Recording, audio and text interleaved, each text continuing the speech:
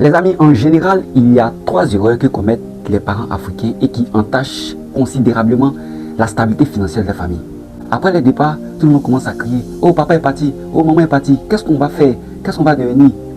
Simplement parce qu'ils ont commis ces 3 erreurs. Alors je te partage ça maintenant et suis jusqu'à la fin parce que la 3e erreur est la plus importante et la plus capitale que tu dois savoir afin de réajuster ta vie et que tu puisses donner le bon exemple à ta progéniture.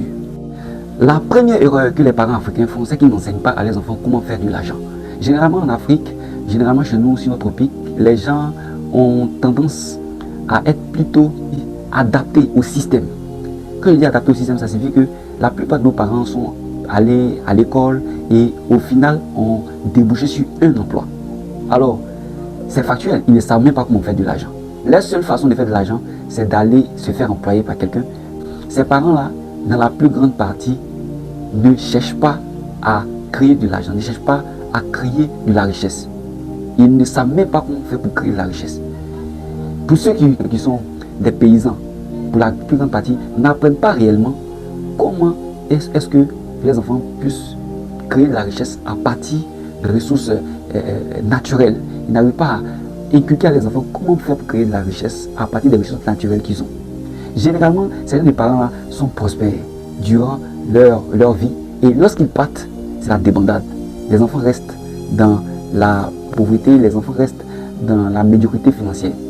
Et ça se perpétue année après année parce que le seul exemple qu'ils ont laissé à leurs enfants, c'est cet exemple-là. L'exemple de ne pas pouvoir partager, de ne pas pouvoir savoir comment faire de l'argent et partager à leur progéniture. Ça, c'est la première erreur.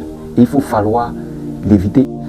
La deuxième erreur, c'est qu'on entend dire souvent dans la bouche des parents africains que moi je me suis battu pour être là, je me suis battu, j'ai lutté, j'ai fait, je peux faire ceci, je peux faire cela.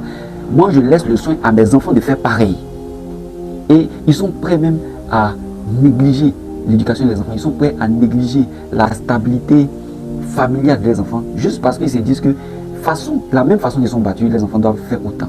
Mais dites-moi, est-ce que c'est logique? Vous êtes battus pour une certaine cause, vous avez pu avoir un certain niveau de vie. Pourquoi ne pas permettre à votre progéniture de pouvoir avoir une base sur laquelle partir?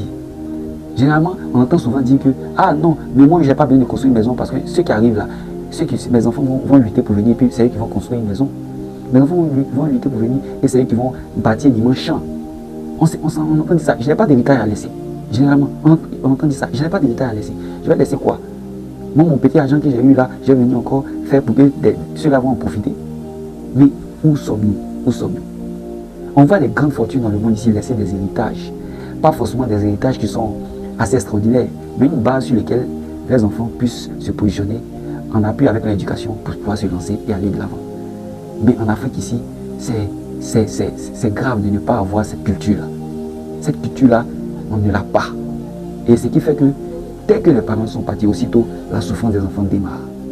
Alors, comme je t'avais déjà annoncé en prélude, nous sommes désormais à la 3e erreur. Et je pense que c'est la plus importante.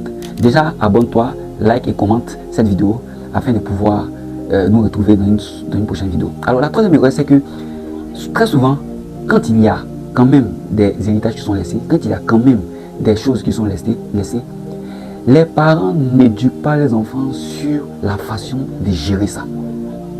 Alors, le parent, il avait sa technique de pouvoir gérer afin que cela soit florissant. Mais dès lors qu'il part, la gestion devient mauvaise. Les enfants n'arrivent plus à gérer. Et généralement, ça se gâte. Parce que très souvent, quand les héritages sont laissés, on te laisse un héritage pour 8 personnes, 10 personnes, 10 enfants. Et les enfants ont tendance à vouloir découper cet héritage afin de se partager. Mais vous savez très bien avec moi qu'il y a des choses qu'on ne peut pas découper. Une maison, ce n'est pas possible de découper, à moins qu'il y ait plusieurs compartiments. Sinon, une maison, ça serait difficile. Je me souviens comme ça, quelqu'un me disait qu'il a son père qui a laissé un héritage, c'est une villa, et ils étaient approximativement 4 personnes là-dessus. 4 personnes. Mais dès lors que les loyers tombent, ils ont du mal à se partager ça. Parce qu'il y a un seul qui veut prendre la plus grosse part. Et au final, ils ont décidé comme ça de vendre la maison. Mais est-ce que c'était l'idée idéale? Si le parent avait pris la décision de pouvoir enseigner à ses enfants, comment est-ce qu'on peut gérer ça? Je vous assure qu'il n'y aurait pas ce problème. Ce problème n'existerait pas. Et même, peut-être que cette base qu'il a laissée servira à créer d'autres sources de revenus annexes qui pourront les aider à vraiment s'en sortir financièrement. Voici, en gros, les 3 erreurs que les parents commettent en Afrique. Alors, si tu as aimé, laisse un like et partage.